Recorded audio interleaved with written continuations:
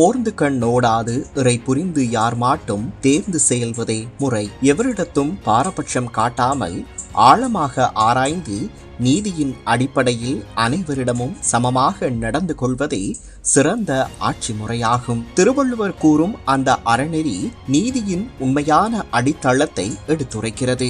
சட்டத்தின் முன் அனைவரும் சமம். நீதி தாமதமின்றி பாரபட்சமின்றி வழங்கப்பட வேண்டும். அந்த உயரிய நோக்கத்தையே அடைவதற்கான ஒரு நிர்வாக சீர்திருத்தமாகவே நீதிபதிகளின் ஓய்வு பெறும் வயதை 2 ஆண்டுகள் நீட்டிக்கும் அரசாங்கத்தின் முன்மொழிவை பார்க்க வேண்டும். 2024ஆம் ஆண்டு மக்கள் தேசிய மக்கள் சக்தி அரசாங்கத்திற்கு வழங்கிய ஆணை வெறும் ஆட்சி மாற்றத்திற்காக அல்ல, பல தசாப்தங்களாக பலவீனமடைந்திருந்த அரசு நிறுவனங்களை மீள கட்டியெழுப்பவும், சட்டத்தின் ஆட்சியை வலுப்படுத்தவும், நீதி வளங்களில் ஏற்பட்ட தேக்க நிலையை உடைக்கவும், அமைப்பு மாற்றத்தை உருவாக்கவும் சிஸ்டம் சேஞ்சிற்காகவே வழங்கப்பட்ட மக்கள் ஆணையாகும். அந்த மாற்றத்தின் முக்கியமான தூண்களில் ஒன்று நீதித்துறையின் செயல்திறனை மேம்படுத்துவதாகும். இன்று நாட்டின் அனைத்து நீதிமன்றங்களிலும் சேர்த்து 1.1 மில்லியனுக்கும் அதிகமான வழக்குகள் நிலுவையில் உள்ளன. குற்றவியல், சிவில், குடும்ப, தொழிலாளர் உள்ளிட்ட பல்வேறு வழக்குகளில் பொதுமக்கள் பல ஆண்டுகளாக நீதிக்காக காத்திருக்கின்றனர். தாமதமான நீதி என்பது மறுக்கப்பட்ட நீதிக்கு சமம் என்ற சட்ட கோட்பாடு இன்று இலங்கையின் நீதித்துறைக்கு மிகவும் பொருத்தமானதாகியுள்ளது. எனவே இந்த வழக்கு தேக்கத்தை குறைப்பது எந்த அரசாங்கத்திற்கும் தவிர்க்க முடியாத தேசிய பொறுப்பாகும். அதனால்தான் அரசாங்கம் ஒரு நடவடிக்கையை மட்டும் மேற்கொள்ளவில்லை. அரச பகுப்பாய்வு திணைக்களத்தில் நிலுவையில் உள்ள ஆயிரக்கணக்கான பரிசோதனைகளை விரைவுபடுத்த அதிகாரிகளுக்கு மேலதிக நேர பணிக்கான கொடுப்பனவுகள் மற்றும் உபகரணங்கள் வழங்கப்பட்டுள்ளன. குறிப்பாக அதிக எண்ணிக்கையில் நிலுவையில் உள்ள போதைப்பொருள் தொடர்பான வழக்குகளின் விசாரணைகளை துரிதப்படுத்த இந்த நடவடிக்கைகள் உதவும் என எதிர்பார்க்கப்படுகிறது. அதேபோல் முன்னாள் அமைச்சர்களின் உத்தியோகபூர்வ இல்லங்கள் விசேட உயர் நீதிமன்றங்களாக மாற்றப்பட்டு முக்கிய வழக்குகளை விரைவாக விசாரிக்கும் நீதிமன்ற உட்கட்டமைப்பும் உருவாக்கப்பட்டு வருகிறது. இந்த முழுமையான நீதித்துறை மறுசீரமைப்பின் தொடர்ச்சியாகவே அனுபவமிக்க நீதிபதிகள் விரும்பினால் மேலும் 2 ஆண்டுகள் சேவையாற்றும் வாய்ப்பும் வழங்கப்படுகிறது. இது நீதித்துறையின் சுதந்திரத்தில் தலையிடும் நடவடிக்கை அல்ல.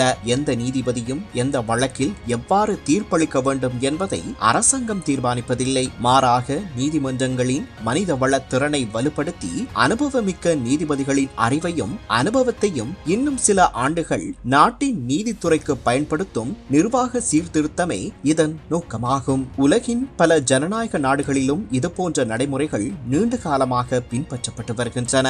ஐக்கிய ராஜ்யம், கனடா, பிரேசில் போன்ற நாடுகளில் நீதிபதிகளின் ஓய்வு பெறும் வயது 75ஆகவும், ஜப்பான், ஆஸ்திரேலியா, நியூசிலாந்து உள்ளிட்ட பல நாடுகளில் 70ஆகவும், ஜெர்மனியில் 68ஆகவும், பங்களாதேஷில் 67ஆகவும் நிர்ணயிக்கப்பட்டுள்ளது. எனவே காலத்தின் தேவைக்கு ஏற்ப இலங்கையும் தனது நீதித்துறை நிர்வாகத்தை மேம்படுத்துவது இயல்பான முன்னேற்றமே அன்றி விதிவிலக்கான செயல் அல்ல.